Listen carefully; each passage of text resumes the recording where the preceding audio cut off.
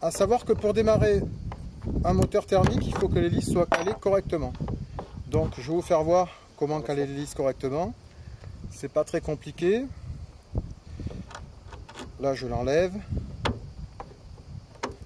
Il faut d'abord tourner le moteur dans le sens donc contraire des aiguilles d'une montre pour trouver le point de compression, c'est-à-dire le point où ça commence à forcer.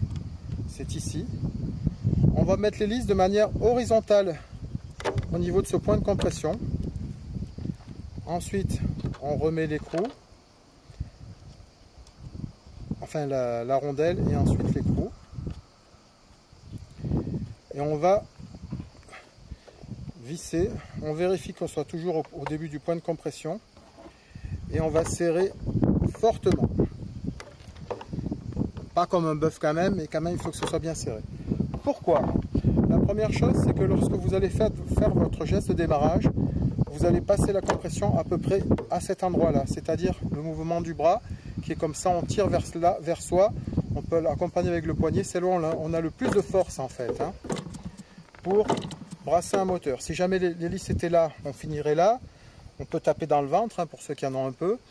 Donc c'est ennuyeux. Si jamais c'était à un autre endroit, c'est moins pratique. Donc le mieux c'est d'être là.